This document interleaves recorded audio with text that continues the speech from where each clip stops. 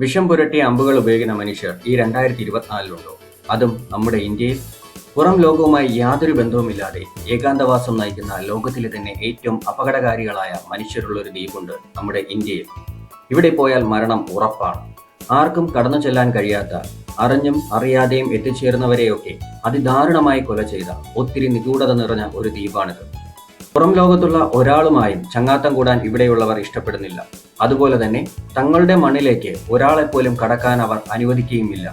India എന്നൊരു രാജ്യമുണ്ടെന്നോ തങ്ങൾ ഇന്ത്യക്കാരാണെന്ന് പോലും ഈ ദ്വീപിലെ മനുഷ്യർക്ക് അറിയില്ല. നമ്മളെല്ലാവരും 21-ാം നൂറ്റാണ്ടിന്റെ 2-ാം ദശകത്തിൽ എത്തി നിൽക്കുമ്പോൾ ഈ മനുഷ്യർ ഇനിയും ശിലായുഗം പിന്നിട്ടിട്ടില്ല. തീയുടെ ഉപയോഗം ഇവർക്കിന്നും അന്യമാണ്. അതെ, പറഞ്ഞു വരുന്നത് സെന്റിനലീസ് എന്ന ഗോത്ര വിഭാഗത്തെ കുറിച്ചാണ്. യഥാർത്ഥത്തിൽ ഇവർ നരഭോജികളാണോ? എങ്ങനെയാണ് ഈ ദ്വീപിലെ മനുഷ്യർ ഇത്രയധികം ഒറ്റപ്പെട്ടു പോയത്? ഇന്ന് ഞാൻ നിങ്ങളെ സ്വാഗതം ചെയ്യുന്നത് ഇന്ത്യയുടെ തന്നെ ഭാഗമായ നോർത്ത് സെന്റിനൽ ദ്വീപിന്റെ കൂടുതൽ വിശേഷങ്ങളിലേക്കാണ്. Welcome back to my channel.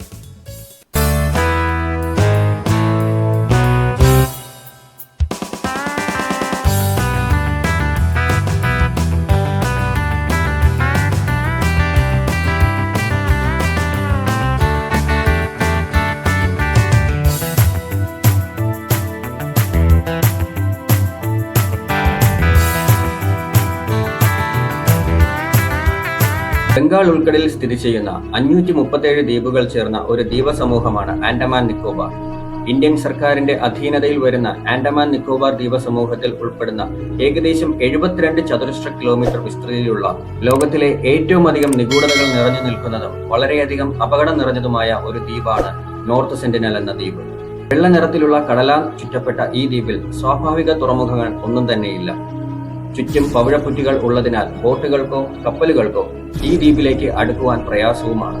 സവിശേഷമായ സംസ്കാരം പിന്തുടരുന്ന ഗോത്രവർഗക്കാരായ സെന്റിനലീസ് വംശജരായ മനുഷ്യരാണ് ഇവിടെയുള്ളത്. പ്രകൃതി ഭംഗിയുടെ കാര്യത്തിൽ ആൻഡമാനിലെ എന്നല്ല ലോകത്തിലെ തന്നെ മിക്ക സ്ഥലങ്ങളെയും മാറ്റി നിർത്തുന്ന സൗന്ദര്യമാണ് ഈ നോർത്ത് സെന്റിനൽ ദ്വീപിനുള്ളത്. ബ്രിട്ടീഷ് ഈസ്റ്റ് ഇന്ത്യ കമ്പനിയുടെ സർവേ ഉദ്യോഗസ്ഥനായിരുന്ന ജോൺ റിച്ചി 1771 ഈ ദ്വീപിനടുത്തുകൂടി കപ്പലിൽ സഞ്ചരിക്കുമ്പോഴാണ് ഇവിടെ മനുഷ്യവാസമുണ്ട് എന്ന് ആദ്യമായി കണ്ടെത്തിയത്. 60,000 വർഷങ്ങൾക്ക് മുമ്പ് മനുഷ്യർ എങ്ങനെയായിരുന്നോ ജീവിച്ചിരുന്നത് അതുപോലെയാണ് ഇന്നും ഇവിടെയുള്ള സെന്റിനലീസ് വംശജർ ജീവിച്ചുകൊണ്ടിരിക്കുന്നത്. മറ്റു മനുഷ്യർ പുരോഗമന പാതയിലൂടെ കുതിച്ചു പായുമ്പോൾ ഇന്നും ഇലകളും തോലുകളും കൊണ്ട് ശരീരം മറച്ച് അമ്പുകൊണ്ടും കുന്തം കൊണ്ടും വേട്ടയാടി ആധുനിക മനുഷ്യന്റെ സാങ്കല്പിക കഥകളിൽ എന്ന പോലെ ജീവിച്ചിരിക്കുകയാണ് ഈ ദ്വീപിലെ മനുഷ്യർ. വേട്ടയാടലും മീൻപിടുത്തവുമാണ് ഇവരുടെ പ്രധാന തൊഴിൽ. ശിലായുഗ മനുഷ്യരായാണ് ഇവർ അറിയപ്പെടുന്നത്. തീയുടെ ഉപയോഗം ഇന്നും ഇവർക്ക് അന്യമാണ്. ഇവരുടെ ഭാഷ, ജീവിത രീതി തുടങ്ങിയവ ഇപ്പോഴും ഏറെക്കുറെ അജ്ഞാതമായി തുടരുകയാണ്. പുറം കടലിൽ നിന്നോ കപ്പലുകളിൽ നിന്നോ പിന്നെ ഹെലികോപ്റ്ററിൽ നിന്നോ മാത്രമേ ഇവരുടെ ചിത്രങ്ങൾ പകർത്താൻ ഇതുവരെ കഴിഞ്ഞിട്ടുള്ളൂ. മറയില്ലാത്ത കുടിലുകളിലാണ് ഇവരുടെ താമസം. തറയിൽ തോലുകളും ഇലകളും വിരിച്ചാണ് ഇവരുടെ കിടപ്പ്. 3-4 പേർക്ക് കിടക്കാനും മറ്റ് സാധനങ്ങളും സൂക്ഷിക്കാനുള്ള പരിമിതമായ സൗകര്യം മാത്രമേ ഇവരുടെ ഈ കുടിലിനുള്ളൂ. ആധുനിക ലോകപ്പണികൾ ഇവർക്കുള്ള സാമർഥ്യത്തെക്കുറിച്ച് ആർക്കും ഒരറിവുമില്ല. എന്നിരുന്നാലും കരയ്ക്കടിയുന്ന സാധനങ്ങൾ ഉപയോഗിച്ച് കരവിരുതോടെ ആയുധങ്ങളും മറ്റു സാധനങ്ങളും ഉണ്ടാക്കാൻ ഈ മനുഷ്യർ മിടുക്കരുമാണ്. കടലിൽ തകർന്നു വീഴുന്ന കപ്പലുകളിലെ ഇരുമ്പുകൾ ഇവർ ആയുധമായി ഉപയോഗിക്കാറുണ്ട്. ഈ സെന്റിനലീസിന്റെ പ്രധാന ആയുധങ്ങൾ കുന്തവും വളവില്ലാത്ത വില്ലും അമ്പുമാണ്. 10 മീറ്റർ അകലത്തിലുള്ള മനുഷ്യാകാരമുള്ള ഒരു വസ്തുവിൽ കൃത്യമായി കുന്തമെറിയാനും അമ്പെയ്ത് പിടിക്കുവാനും ഇവർക്ക് കഴിയും. 3 തരത്തിലുള്ള അമ്പുകളാണ് ഇവർ ഉപയോഗിക്കുന്നത്. മീൻപിടുത്തത്തിന് മുപ്പല്ലി പോലുള്ള അമ്പ്, വേട്ടയ്ക്ക് നല്ലവണ്ണം മൂർച്ചയേറിയ അമ്പ്, പിന്നെ മുന്നറിയിപ്പിന് മുനയില്ലാത്ത അമ്പും ഇവർ ഉപയോഗിക്കുന്നു. കാട്ടുകിഴങ്ങുകളും കാട്ടുതേനും കടലാമയും ചെറിയ പക്ഷികളും തീരത്തടിയുന്ന തേങ്ങകളും വനത്തിൽ കാണുന്ന ഫലവർഗ്ഗങ്ങളും എല്ലാം ഭക്ഷണമായി ഇവർ ഉപയോഗിക്കാറുണ്ട്. കൃഷി ചെയ്യുകയോ പാചകത്തിനായി തീ ഉപയോഗിക്കുന്നതായോ ഒരു തെളിവും ഇതുവരെ കണ്ടെത്തിയിട്ടുമില്ല. കറുത്ത ശരീരപ്രകൃതിയും ചുരുണ്ട മുടിയുമുള്ളവരാണിവർ. 5 അടി 3 ഇഞ്ച് ഉയരമുള്ളവരും മിക്കവരും ഇടംകയ്യന്മാരും എന്നാണ് എഴുത്തുകാരനും പര്യവേഷകനുമായ ഹെൻറിച്ച് ഹാരാൻ ഇവരെക്കുറിച്ച് വിവരിച്ചിരിക്കുന്നത്. ലോകത്തിലെ ഏറ്റവും ഒറ്റപ്പെട്ട വിഭാഗമായാണ് ഇവർ പൊതുവെ അറിയപ്പെടുന്നത്. 150 നിവാസികൾ ഈ ദ്വീപിലുണ്ടെന്നാണ് ലേറ്റസ്റ്റ് കണക്കുകൾ സൂചിപ്പിക്കുന്നത്. ഒരേ ഭൂമിയിലെ മനുഷ്യരാണെന്നുള്ള ഒരൊറ്റ സാമ്യം മാത്രമാണ് ഈ ദ്വീപ് നിവാസികളും ലോകത്തെ മറ്റു വിഭാഗങ്ങളിലെ മനുഷ്യരും തമ്മിലുള്ളത്. ഇന്ത്യക്കാർക്ക് ഇന്ത്യയിലെ ഏതു പ്രദേശത്തും പോകാൻ കഴിയും എന്നുള്ള ആ ഒരു സ്വാതന്ത്ര്യത്തിൽ ഈ നോർത്ത് സെന്റിനൽ ദ്വീപിലേക്ക് പോകാമെന്ന് ഒരിക്കലും കരുതരുത്. ഇന്ത്യയുടെ അധീനതയിൽ ആണെങ്കിലും ഈ ദ്വീപിലേക്ക് ഇന്ത്യക്കാർക്കുൾപ്പെടെ ആർക്കും തന്നെ പ്രവേശിക്കാൻ കഴിയുകയില്ല. കാരണം ഈ ദ്വീപിലേക്ക് പുറമേ നിന്നും ആര് അടുക്കാൻ ശ്രമിച്ചാലും ഇവിടെയുള്ള ഗോത്രവർഗ്ഗക്കാർ അവരെ വിഷം പുരട്ടിയ അമ്പുകളും കുന്തങ്ങളും ഉപയോഗിച്ച് ആക്രമിക്കും. ജീവൻ പണയം വെച്ച് ഇവിടേക്ക് പോയവരാരും തന്നെ തിരികെ വന്നിട്ടുമില്ല. 1867 ഒരു ഇന്ത്യൻ കച്ചവട കപ്പൽ ഈ തീരത്തിനടുത്ത് മണ്ണിലിടിച്ചു തകർന്നിരുന്നു. അന്ന് ആ കപ്പലിലെ ജോലിക്കാരും ക്രൂ മെമ്പർമാരും അടങ്ങിയ 106 പേർ ഈ ദ്വീപിന്റെ കരയിലേക്ക് നീന്തുകയുണ്ടായി. പക്ഷേ കടുത്ത അക്രമമാണ് അവർക്ക് കരയിൽ നിന്നും നേരിടേണ്ടി വന്നത്. അന്ന് ഈ സെന്റിനലീസ് കാരണം തിരിച്ചോടിക്കപ്പെട്ട അവരിൽ കുറേയേറെ പേരെ റോയൽ നേവിയുടെ രക്ഷാസംഘമാണ് അന്ന് കണ്ടെത്തി രക്ഷിച്ചത്. അതോടുകൂടി നാവികരുടെ ഒരു പേടി സ്വപ്നമായി സെന്റിനലീസ് ദ്വീപ് മാറി. ഇനി നമുക്ക് എങ്ങനെയാണ് ഈ സെന്റിനലീസ് ഗോത്രവർഗ്ഗക്കാർ ഇന്ന് കാണുന്ന വിധം ഇത്രയേറെ അക്രമകാരികളായി മാറിയതെന്ന് നോക്കാം. 19-ാം നൂറ്റാണ്ടിന്റെ അവസാനത്തിൽ ഈ ഗോത്രവർഗ്ഗക്കാരെ കുറിച്ച് കൂടുതൽ അറിയാൻ ആദ്യമായി ഒരു ശ്രമം നടത്തി. പക്ഷേ അന്നത് സെന്റിനലീസിന് ദോഷകരമായി മാറുകയാണ് ഉണ്ടായത്. അന്ന് മൗറീഷ് വിഡാൽ പോർട്ട്മാൻ എന്ന ബ്രിട്ടീഷ് നാവിക ഉദ്യോഗസ്ഥൻ സെന്റിനലീസ് ദ്വീപിൽ നിന്നും 2 മുതിർന്നവരെയും 4 കുട്ടികളെയും തട്ടിക്കൊണ്ട് സൗത്ത് ആൻഡമാൻ ദ്വീപിന്റെ തലസ്ഥാനമായ പോർട്ട് ബ്ലെയറിലേക്ക് കൊണ്ടുപോയി. എന്നാൽ പോർട്ട് ബ്ലെയറിൽ എത്തിയ ഉടൻ തന്നെ മുതിർന്നവർ 2 പേരും അസുഖം ബാധിച്ചു മരിച്ചു. കുറച്ചു ദിവസങ്ങൾക്കു ശേഷം കുട്ടികളിലും അസുഖം ബാധിച്ചു. മറ്റു ദ്വീപുകളിലെ കാലാവസ്ഥയുമായി ഇവർക്ക് പൊരുത്തപ്പെടാൻ കഴിയില്ലെന്ന് മനസ്സിലാക്കിയ അദ്ദേഹം ആ കുട്ടികളെ തിരിച്ച് ദ്വീപിലേക്ക് അയച്ചു. ഇതേ തുടർന്ന് ഈ ജനത പിന്നീട് ഒരാളെയും തങ്ങളുടെ ദ്വീപിലേക്ക് പ്രവേശിപ്പിക്കാതെയായി. തിരികെ എത്തിയ കുട്ടികൾക്ക് ബാധിച്ച അസുഖമാണ് സെന്റിനലീസുകാർ പുറത്തു നിന്നുള്ളവരോട് കാണിക്കുന്ന ശത്രുതയ്ക്ക് കാരണമെന്ന് ചിലർ അഭിപ്രായപ്പെടുന്നു. ദ്വീപിൽ പ്രവേശിക്കാനും ദ്വീപ് നിവാസികളുമായി ആശയവിനിമയം നടത്തുവാനും മറ്റ് പല ശ്രമങ്ങളും പിന്നീട് നടന്നെങ്കിലും അവർക്കൊക്കെ ദ്വീപ് നിവാസികളുടെ ശക്തമായ ആക്രമണങ്ങൾ നേരിടേണ്ടി വന്നിരുന്നു.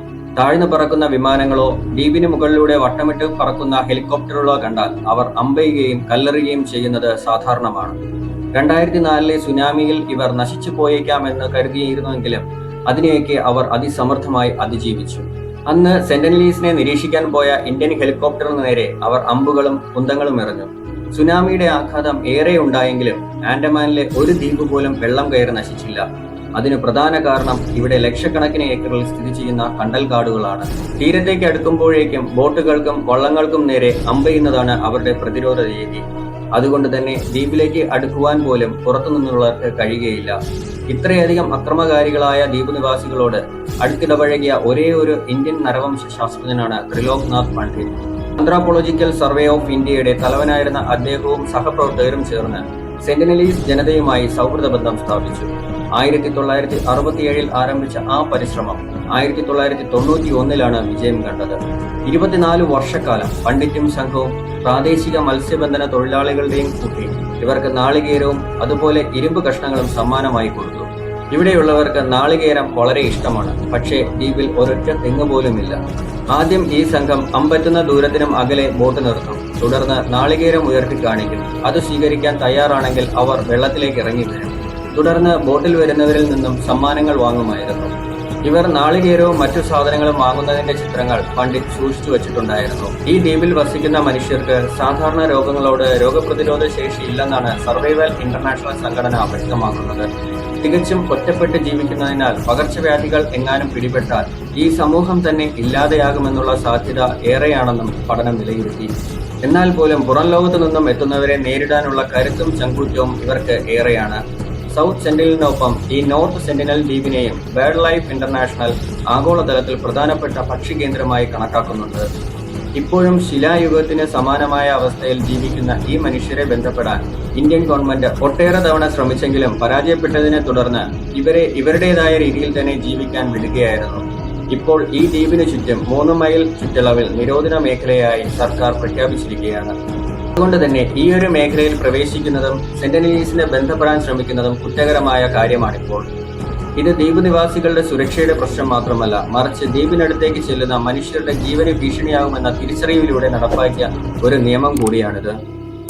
അടുത്തിടെ 2018 ലോകമെമ്പാടും ക്രിസ്ത്യാനിറ്റി സ്പ്രെഡ് ചെയ്യാൻ ജോൺ അലൻ ചൗ എന്ന അമേരിക്കൻ മിഷണറി തീരുമാനിക്കുകയും അതേ തുടർന്ന് അദ്ദേഹം ഒരുപാട് സ്ഥലങ്ങളിൽ യാത്ര ചെയ്യുകയും ചെയ്തു. 26 വയസ്സ് പ്രായം മാത്രമേ അദ്ദേഹത്തിന് ഉണ്ടായിരുന്നുള്ളൂ. ഒടുവിൽ ഈ നോർത്ത് സെന്റിനൽ ദ്വീപിലേക്കും അദ്ദേഹം എത്തിച്ചേർന്നു. അനധികൃതമായി തങ്ങളുടെ ദ്വീപിൽ പ്രവേശിച്ച അദ്ദേഹത്തെ അവർ വിഷം പുരട്ടിയ അമ്പുകളും കുന്തങ്ങളും കൊണ്ട് കൊല ചെയ്യുകയാണ് ഉണ്ടായത്. ഈ ചെറുപ്പക്കാരന്റെ മൃതദേഹം ദ്വീപ് നിവാസികൾ തീരത്തിലൂടെ വലിച്ചിഴക്കുകയും ഒടുവിൽ കരയിൽ കുഴിച്ചിടുകയും ചെയ്തു. കൊലപാതകത്തിന്റെ പേരിൽ ആരും സെന്റിനലീസിനെ ഒന്നും ചെയ്തില്ല. കാരണം തങ്ങളുടെ ദ്വീപിന് പുറത്തുള്ള ഒന്നിനെക്കുറിച്ചും യാതൊരു അറിവുമില്ലാത്ത ഒരു കൂട്ടം ആളുകളോട് എങ്ങനെയാണ് ക്രമസമാധാനത്തെക്കുറിച്ച് വിശദമാക്കാൻ കഴിയുക? ഈ സെന്റിനലീസ് ജനത എത്ര തന്നെ ചെറുതാണെങ്കിലും അവരുടേതായ പരമാധികാരം കാത്തുസൂക്ഷിച്ച് തങ്ങളുടെ നാടും കാത്ത് ഇന്നും ഭൂമിയിൽ കഴിയുന്നു. ഇന്ത്യ എന്താണെന്നോ ഇന്ത്യക്കാർ ആരാണെന്നോ അറിയാത്ത പച്ച മനുഷ്യരായി. നിങ്ങൾക്കെല്ലാവർക്കും സെന്റിനൽ ദ്വീപിനെ കുറിച്ചും അവിടെ വസിക്കുന്ന ഗോത്രവർഗ്ഗക്കാരെക്കുറിച്ച് ഏകദേശം കാര്യങ്ങൾ മനസ്സിലായി കാണുമെന്ന് പ്രതീക്ഷിക്കുന്നു. ഇതിലും നല്ല വീഡിയോകളുമായി വീണ്ടും കണ്ടുമുട്ടാമെന്ന പ്രതീക്ഷയോടെ ഞാൻ ഈ വീഡിയോ വൈൻഡപ്പ് ചെയ്യുകയാണ്.